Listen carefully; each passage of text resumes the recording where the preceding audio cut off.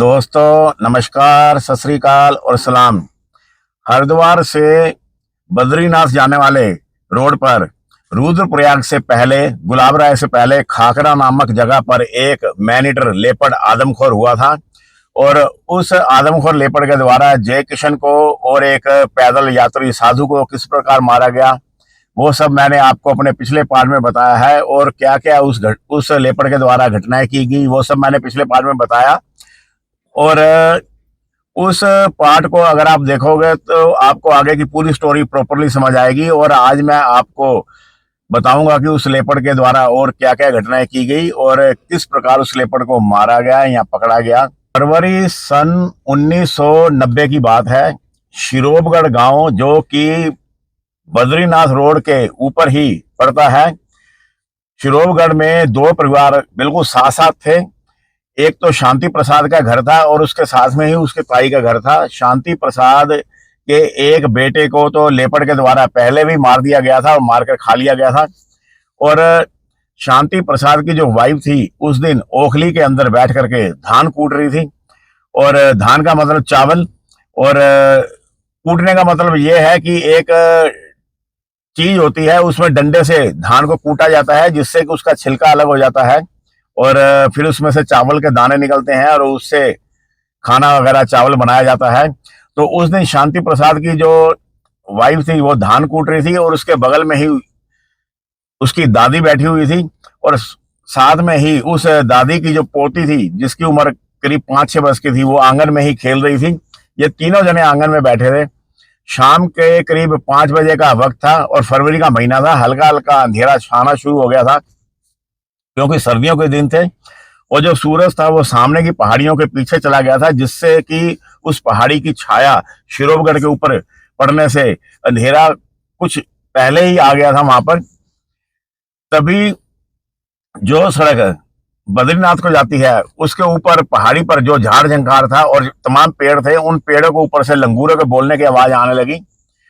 और जो दादी थी उसने अपनी बहू को बोला कि लगता है कि लेपर्ड कहीं आसपास ही होगा जो ये लंगूर लगातार बोल रहे हैं, क्योंकि वो अनुभवी दादी कई वर्षों से ऐसे इलाके में रह रही थी जहां पर उनका सामना अक्सर ऐसी लंगूरों से या गीदड़ों से, जो कि जानवरों को देख करके, जानवर मतलब जंगली जानवर, हिंसक जानवर जैसे कि गुलदार है या लकड़बग्गे हैं, उनको देख करके बोलते हैं। क्योंकि इन पहाड़ों में आजकल शेर नहीं मिलते, पहले कभी मिलते थे, लेकिन आजकल वहां पर केवल गुलदार ही मिलता है। तो दादी ने अपनी बहू को बोला कि उठ करके कमरे में चलते हैं, कहीं लगता है आसपास गुलदार होगा। और वो दोनों जनी जैसे ही उठी, गुलदार पहले से ही आंगन की दीवार के ऊपर, जो कि 7-8 फुट ऊंची दीवार थी, उसके ऊपर बिल्कुल लेटा हुआ था। और जैसे ही वो उठी, लेपर्ड ने तुरंत छलांग लगाई और एक ही छलांग में, एक ही सेकंड के अंदर, पलक झपकते ही उसने उस खेलती हुई जो लड़की थी 5-6 साल की, उसको पकड़ा। और पकड़ करके, गर्दन से पकड़ करके वो उसने एक छलांग लगाई और 7 फुट की दीवार के ऊपर कूद करके और जंगल के अंदर वो भाग गया। सारा कुछ पलक झपकते ही हो गया। और वो दोनों जनी के अभी केवल उठ ही पाई थी कि ये घटना हो गई। और एक सेकंड के लिए तो वो हतप्रभ रह गई कि ये क्या हो गया। और उसके बाद में उनके द्वारा शोर मचाया गया।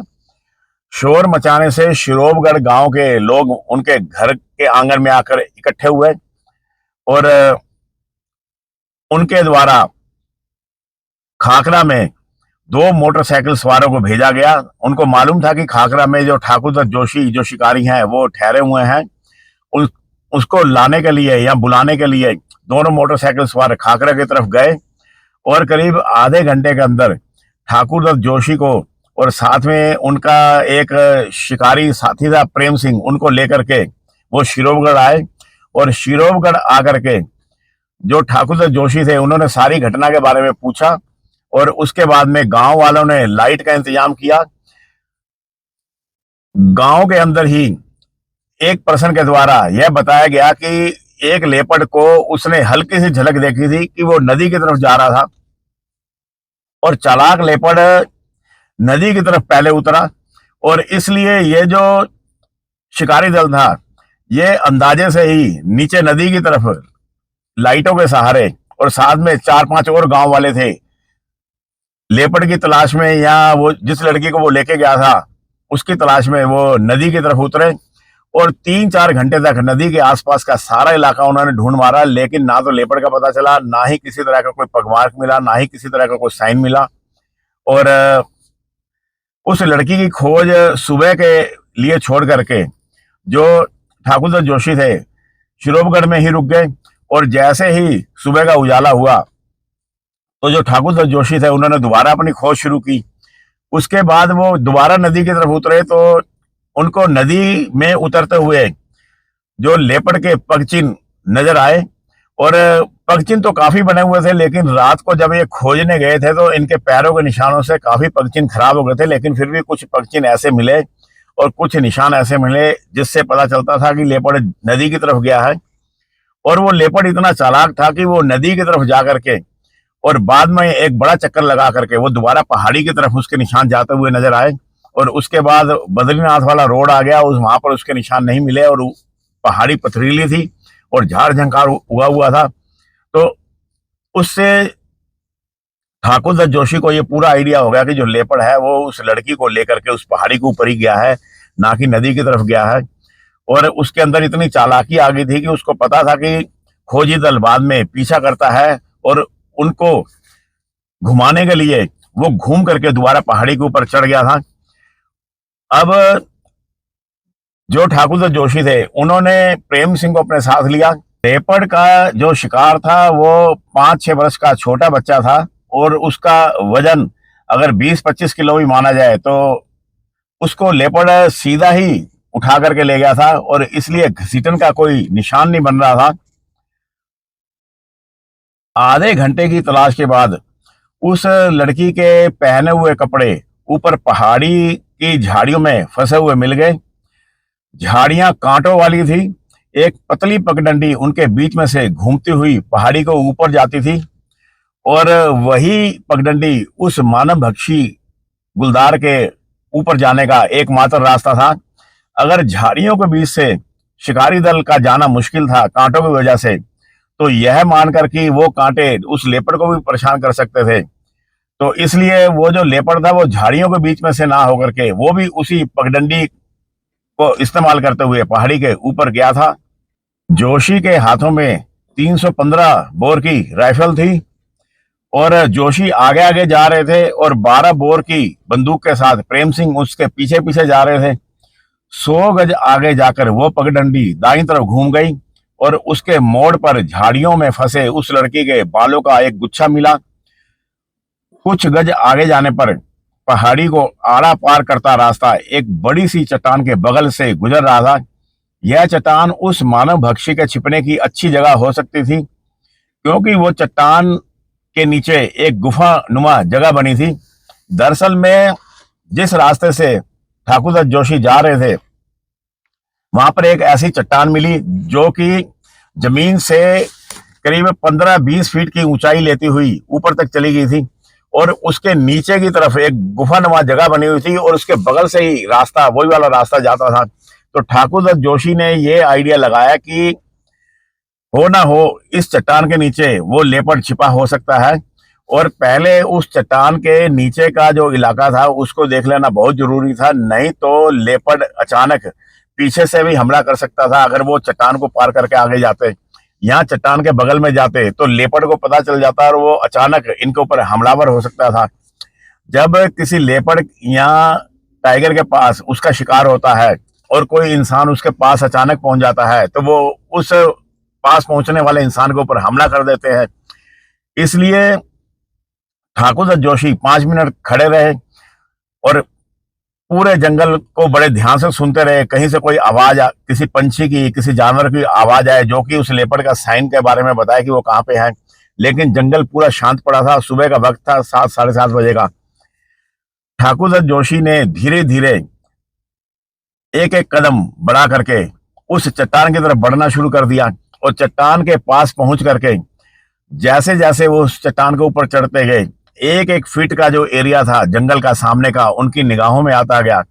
और 5 मिनट के बाद में सरक सरक कर जब वो चट्टान की चोटी पर पहुंच गए, तो वहां से चारों तरफ का जंगल बिल्कुल साफ नजर आ रहा था। और जब उन्होंने झुक करके चट्टान के नीचे झांकने की कोशिश की तो उनको कुछ ज्यादा नजर नहीं आया, क्योंकि चट्टान के अंदर एक गहरी गुफा सी बनी हुई थी।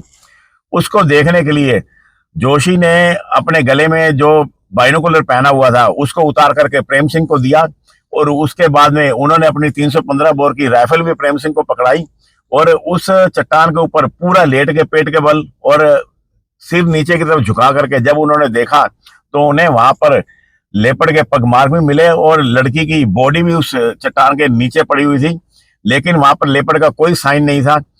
तो इसलिए जो जोशी थे वो उस चट्टान से वापस नीचे उतरे और उतर करके अपनी राइफल लेकर के दोनों जने उस चट्टान के तरफ बढ़े, उसी रास्ते से जो रास्ता चट्टान के बगल से घूमता हुआ ऊपर पहाड़ी की तरफ चला जाता था। जब वो चट्टान के पास सावधानी से पहुंचे तो वहां पर जाकर के उन्होंने उस लड़की की आधी खाई बॉडी को बरामद किया, लेकिन लेपर्ड का वहां कोई अता पता नहीं था। लेपर्ड वहां से जा चुका था और उसने उस चट्टान के नीचे गुफानुमा जगह में बैठ करके अपने शिकार को खाया था। उस चट्टान से करीब 30-35 गज की दूरी पर एक पेड़ था। उस पेड़ के ऊपर मचान बांधने का जोशी के द्वारा डिसीजन लिया गया, क्योंकि अब दिन का वक्त था, लेपर्ड के आने की कोई संभावना नहीं थी और उस लड़की की बॉडी को वहीं पड़ा रहने दिया गया और शिरोवगढ़ आ करके कुछ लोगों को साथ में ला करके उस पेड़ के ऊपर मचान को बांधा गया और इस प्रकार उस लेपर्ड का शिकार करने की पूरी तैयारी कर ली गई।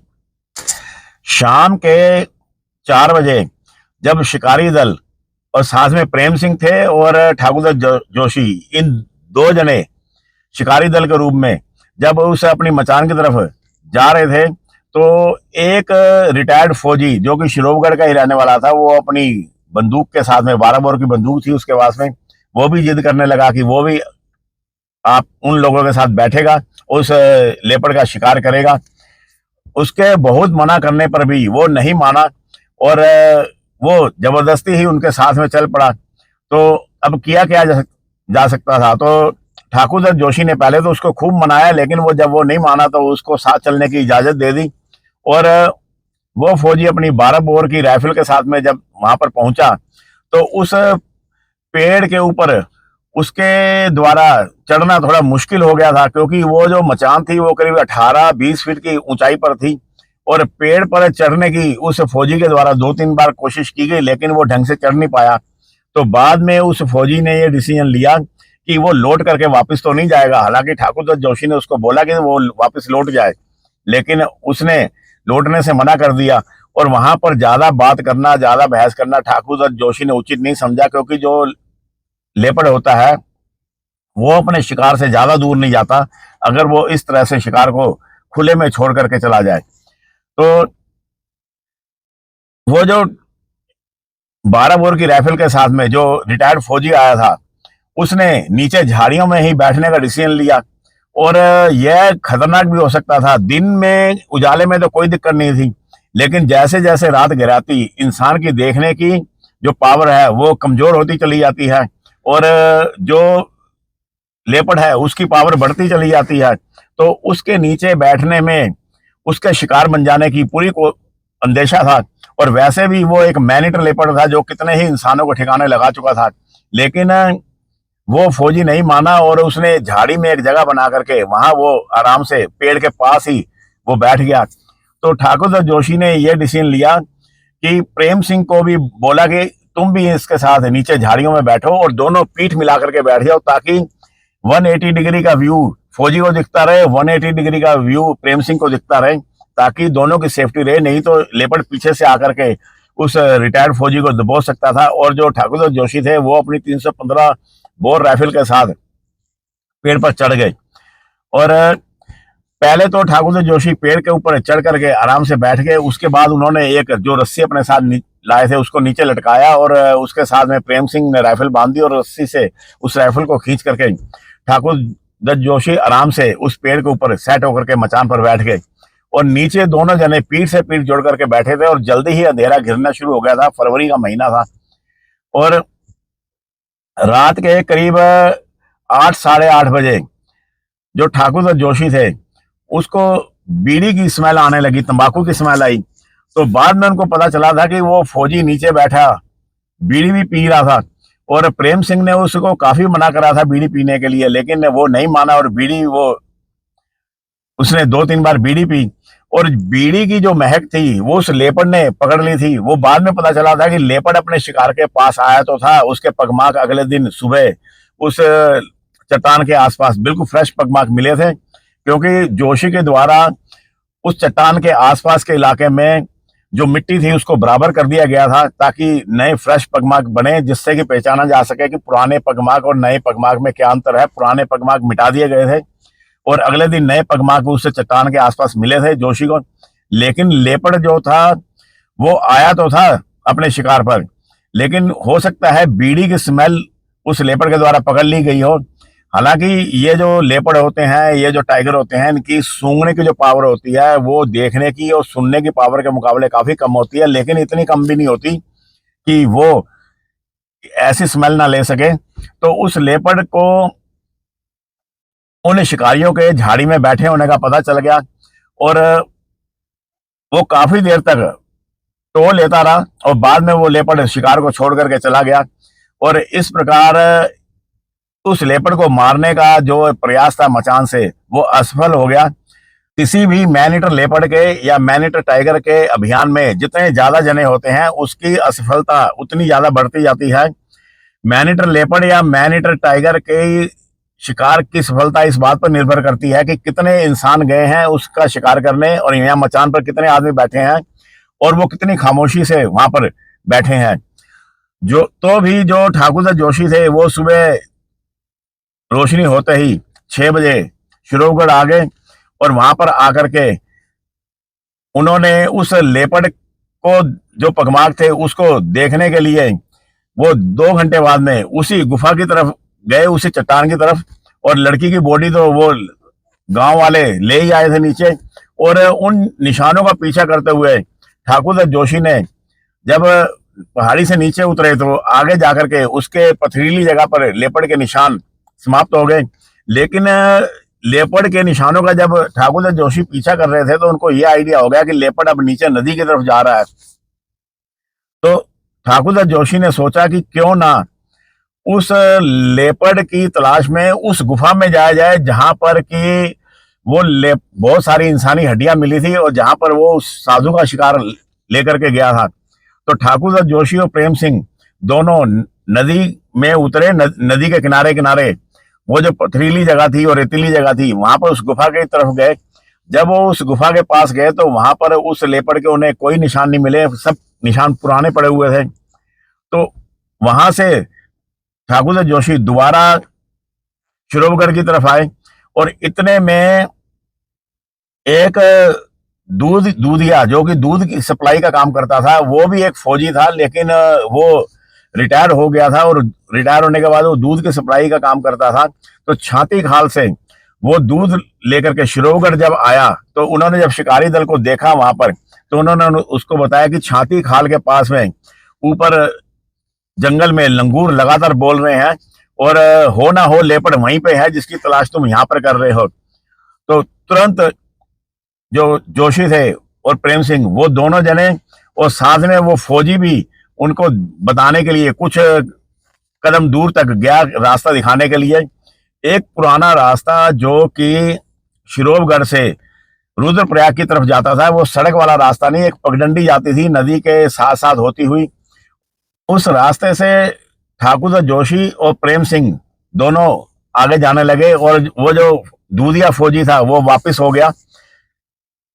करीब 10-15 मिनट जाने के बाद में राइट साइड में ऊपर पहाड़ी की तरफ, क्योंकि वो जो रास्ता पैदल रास्ता जा रहा था उससे कुछ 100-150 मीटर के डिस्टेंस पर बद्रीनाथ वाली सड़क भी जाती थी और उसी सड़क के साथ में जो पहाड़ी जाती थी वहां पर कुछ 100 गज आगे एक सिरस का पेड़ था, वह उस दिशा की तरफ से लंगूरों के बोलने की आवाज आ रही थी। तो जो ठाकुर जोशी थे वो दोबारा पहाड़ी की तरफ चढ़े और जब उन्होंने उस सड़क को पार किया, बद्रीनाथ की सड़क को, और जब वो पहाड़ी के ऊपर चढ़ने लगे तो उन्होंने बाइनोकुलर निकाला जो उन्होंने गले में लटका हुआ था और उससे देखा कि सिरस की पहाड़ी के ऊपर 2 लंगूर बैठे हुए हैं और वो लगातार बोल रहे हैं। कभी एक लंगूर बोलता है, कभी दूसरा लंगूर बोलता है, कभी दोनों लंगूर बोलते हैं। और लंगूर मैक्सिमम ऊंचाई पर पतली डालियों पर बैठे हुए थे और उनकी निगाह को देखने से जोशी को यह आइडिया हुआ कि यहाँ तो लेपर्ड, यहाँ जो भी उनका जो खतरा है वो पेड़ के नीचे ही कहीं आसपास है। तो ठाकुर जोशी और प्रेम सिंह दोनों धीरे धीरे आगे बढ़ने लगे। करीब 70-80 गज चलने के बाद में ठाकुर जोशी ने एक सुरक्षित जगह पर प्रेम सिंह को बोला कि तुम यहीं पर रहो और मैं अकेला आगे बढ़ता हूं, ताकि जिससे कम से कम शोर हो और उस लेपर्ड के पास खामोशी से पहुंचा जा सके। और जो प्रेम सिंह थे उसको एक बड़ी चट्टान के ऊपर खामोशी से बैठने के लिए ठाकुर जोशी ने बोला, ताकि अगर चारों तरफ उसकी निगाह रहे और लेपर्ड अगर कहीं वहां पर आ जाए तो वो अचानक प्रेम सिंह को पकड़ ना सके। और प्रेम सिंह भी अपनी 12 बोर की बंदूक के साथ उस चट्टान पर शांति से बैठ गए। उसके बाद में जो जोशी थे वो उस पहाड़ी के तरफ धीरे धीरे बढ़ने लगे। चारों तरफ झाड़ियों का जंगल था, बीच बीच में पेड़ भी थे। और जब वो करीब 60-70 गज पास पहुंच गए सिरस के पेड़ की तरफ, तो उन्होंने दोबारा बाइनोकुलर निकाला। वो बाइनोकुलर से उस लंगूरों की निगाह को देखना चाहते थे। और जब उन्होंने लंगूरों की निगाह से अपनी निगाह मिलाई तो उनको पता चला कि वो जो लंगूर है वो राइट साइड में नीचे जमीन की तरफ देख रहे हैं और लगातार खर खर की आवाज में बोल रहे हैं। तो बड़ी सावधानी से धीरे धीरे छाया की तरह चुपके चुपके एक एक कदम फूंकते हुए जो ठाकुर जोशी थे वो ऊपर पहाड़ी की तरफ पहुंचे। और जब ठाकुर जोशी उस सिरस के पेड़ से 30 गज दूर रह गए तो उन्होंने उस पेड़ के पास जाना मुनासिब नहीं समझा। एक तो उस पेड़ के पास जाने से उनको ये आइडिया नहीं था कि वो जो नीचे लेपर्ड बैठा हुआ था वो पेड़ से कितनी दूरी में बैठा है। हालांकि उस लेपर्ड की दिशा का उन्हें अंदाजा हो गया था कि किस दिशा में वो लेपर्ड बैठा है। वो तो उन्होंने लंगूरों की निगाह से अपनी निगाह मिलाई थी, तो उनको आइडिया हुआ था कि उस पेड़ से राइट साइड में वो लंगूर उस लेपर्ड की कोई जगह है जहां पर वो बैठा हुआ है। लेकिन अगर वो ठाकुर जोशी उस सिरस के पेड़ के बिल्कुल पास चले जाते तो वो लंगूरों का ध्यान भी भटक सकता था। और उनका ध्यान भटकने से हो सकता है लेपर्ड को भी आइडिया लग जाए कि कोई इंसान वहां पर आ गया है। तो इसलिए ठाकुर जोशी ने एक लंबा चक्कर काटा उस सिरस के पेड़ का, और लंबा चक्कर काट करके वो ऊपर से घूमते हुए जब उस पेड़ से करीब 70-80 गज ऊंचाई की तरफ वो चले गए तो वहां से उन्होंने बाइनोकुलर लगा के लंगूरों को फिर देखा। लंगूर अभी भी लगातार बोल रहे थे और उनकी मुंह उसी दिशा की तरफ था, आंखें उसी दिशा की तरफ थी। और बड़े ध्यान से वो अपनी दूरबीन से उस इलाके का मुआयना करने लगे, क्योंकि उन्हें लेपर्ड अभी तक नजर नहीं आया था। दरअसल में लेपर्ड की जो निशान होते हैं, जो गोल गोल छल्ले होते हैं जो कि गुलाब के फूल की तरह होते हैं, इसीलिए उसको गुलदार बोला जाता है। वो इतना परफेक्ट कैमोफ्लेज करते हैं, छिपने की इतनी बढ़िया चीज बनाते हैं कि अगर नंगी आंखों से कई बार लेपर्ड का पता भी नहीं चलता, चाहे वो 25-30 फीट की दूरी पर ही क्यों ना बैठा हो। क्योंकि वो जो झाड़ियां थी उनके जो पत्ते थे वो भी गोलाई की शेप में थे और उनके बीच में जो गैप था, तो उसके बीच में अगर कहीं लेपर्ड बैठा हो तो वो 20-25 फीट दूर से भी आसानी से नजर नहीं आ सकता था। इसलिए जो ठाकुर जोशी थे उनको उस लेपर्ड के दिशा के बारे में पता चलना बहुत जरूरी था। और उनको अपने पीछे से भी बचाव करना था कि लेपर्ड का जब तक उन्हें पता नहीं था तो लेपर्ड पीछे से आकर भी ठाकुर जोशी के ऊपर भी हमलावर हो सकता था।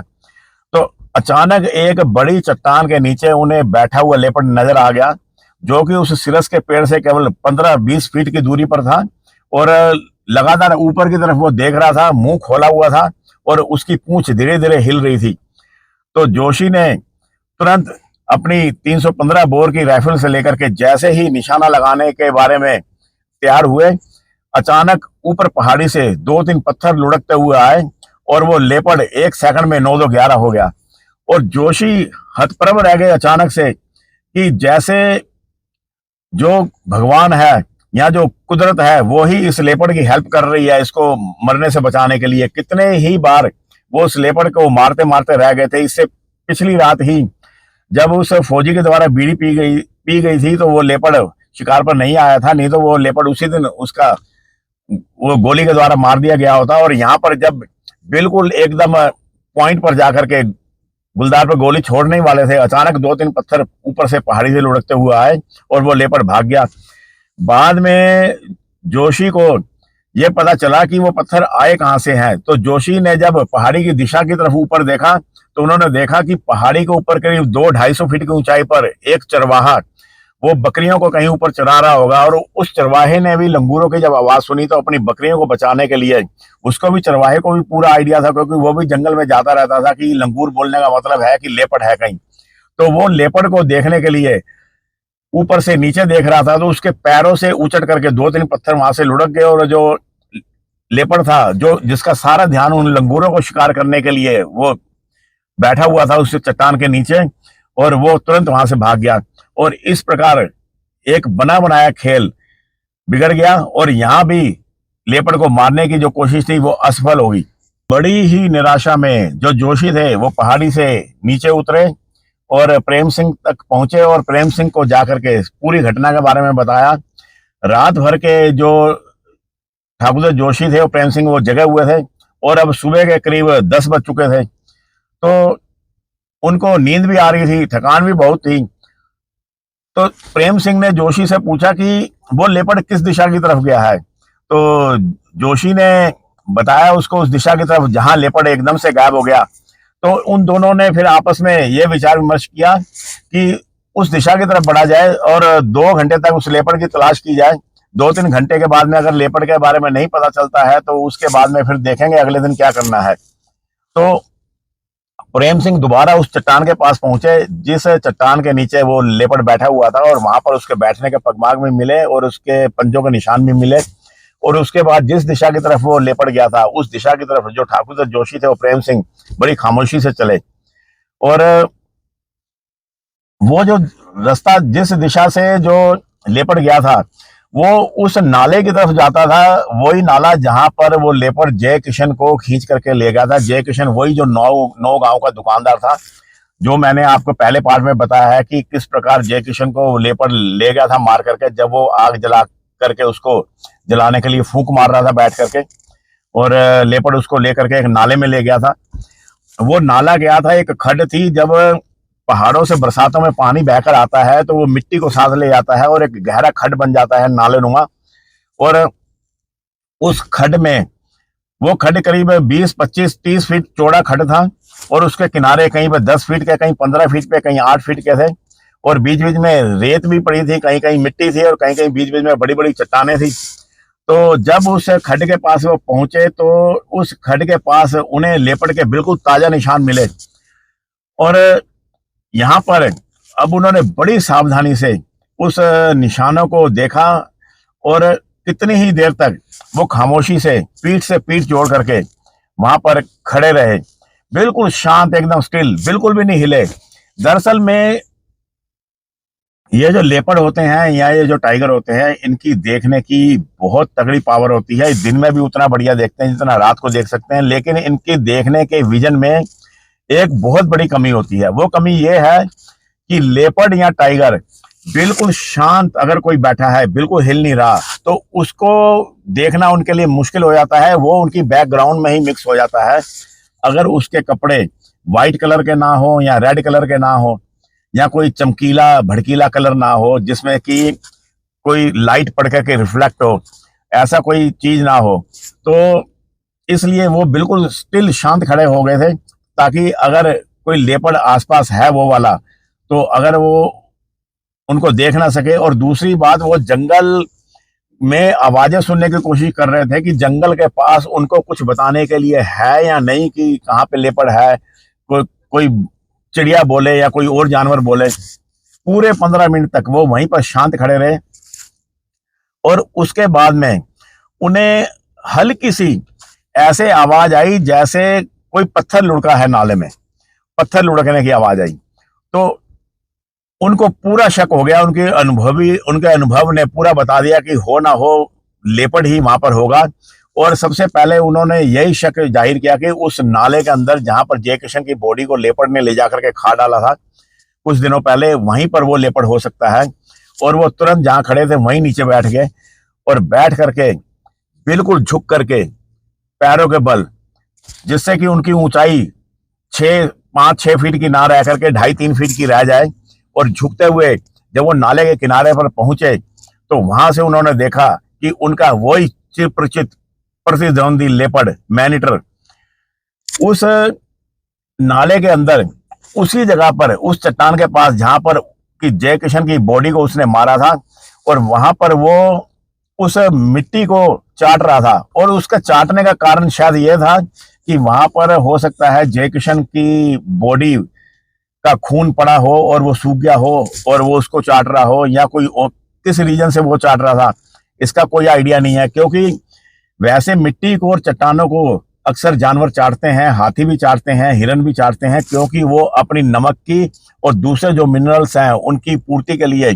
मिट्टी को और चट्टानों को चाटते हैं। मैंने खुद हिरनों को और इवन जो हाथी हैं उनको भी सूंड से ऐसे ऐसे हिला करके और उसको चाटते हुए मैंने कई बार देखा है। जंगल में कई जगह नमकीन मिट्टी होती है तो नमक की पूर्ति के लिए जानवर चाटते हैं, लेकिन ये जो कैट फैमिली है या मांसाहारी जो जानवर होते हैं, इनकी जो नमक की पूर्ति होती है वो शिकार के खून से पूरी हो जाती है।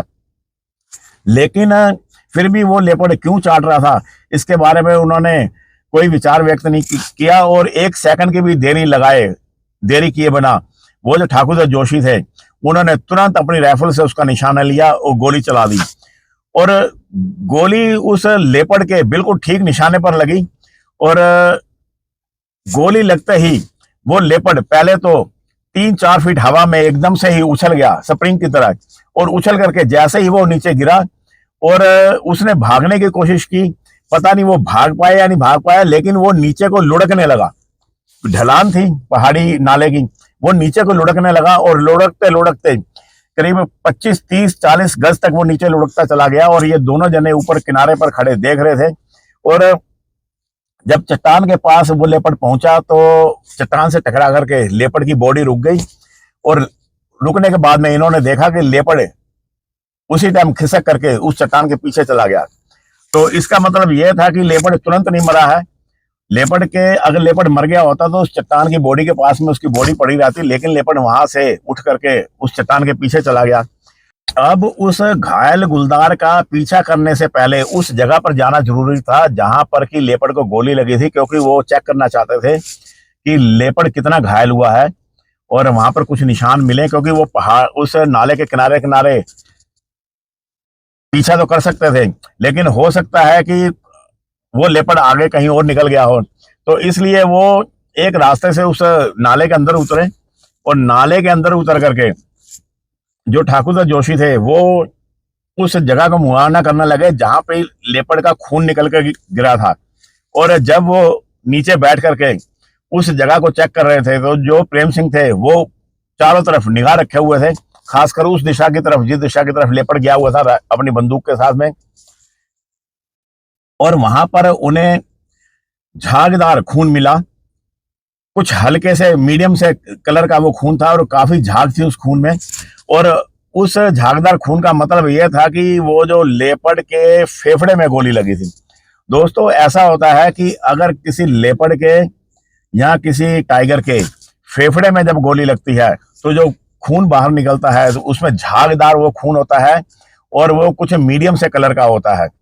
और अगर गोली किसी लेपर्ड के या किसी टाइगर के अगर गुर्दे में लग जाए, पेट में लग के गुर्दे में लग जाए, तो जो ब्लड होता है वो गाढ़े रंग का और कुछ डार्क कलर का निकलता है।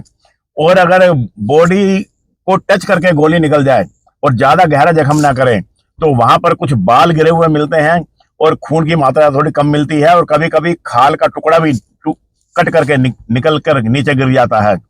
और अगर लेपर्ड के दिल में गोली लगती है तब भी जो लेपर्ड है या जो टाइगर है वो अपने नजदीक की छिपने की जगह तक पहुंच जाता है और फिर उसके बाद 3-4 मिनट के बाद वो मर जाता है। केवल कोई लेपर्ड या कोई टाइगर तुरंत तभी मरता है जब उसके गले में गोली लगती है या उसके दोनों माथे के बीच में गोली लगे और उसके ब्रेन में गोली जब चली जाती है तो वो तुरंत वहीं पर मर जाता है। और यहाँ पर जब उनको झागदार ब्लड मिला था तो इससे ठाकुर जोशी ने आइडिया लगाया कि हो ना हो ये जो लेपर्ड है इसके फेफड़ों में गोली लगी है या दिल में गोली लगी है, जिससे कि लेपर्ड अपनी छिपने की जगह तक पहुंच गया है। और बड़ी ही सावधानी से वो उस चट्टान की तरफ बढ़े और चट्टान की तरफ बढ़ने से पहले वो दोबारा उस नाले के ऊपर चढ़े और नाले के ऊपर चढ़ करके उन्होंने ऊपर किनारे की तरफ से उस चट्टान के आगे जाकर के देखने की कोशिश की, लेकिन वहां पर इतनी झाड़ झंकार उगा हुआ था कि उन्हें कुछ नजर नहीं आया और इसलिए उन्होंने वापस नीचे उतर करके उस चट्टान की तरफ बढ़ने का निश्चय किया। जब वो उस चट्टान की तरफ आगे बढ़े तो बाइनोकुलर से जब उन्होंने देखा तो उन्हें लेपर्ड की चट्टान की दूसरी तरफ पूंछ नजर आई और वो पूंछ बिल्कुल शांत पड़ी हुई थी और पूंछ नजर आने का मतलब था कि लेपर्ड यहाँ तो मरा हुआ वहां पर पड़ा हो सकता है, या हो सकता है अपना बदला लेने के लिए वो इनका इंतजार भी कर रहा हो। दोनों में से कोई एक कारण हो सकता है। और काफी देर तक, करीब आधे घंटे तक वो वहां पर खड़े रहे और लेपर्ड की वो पूंछ को देखते रहे बीच बीच में बाइनोकुलर से, और वो वैसे ही नजर आती रही।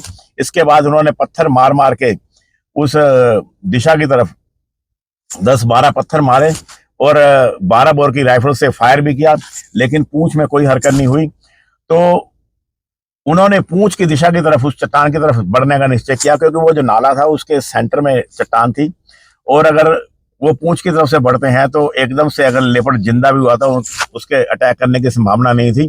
दोनों बिल्कुल रेडी होकर के जब आगे बढ़े तो उनको वहां पर लेपर्ड मरा हुआ मिल गया और लेपर्ड ने दम तोड़ दिया था और खाकरा का वो मैन ईटर लेपर्ड मर चुका था।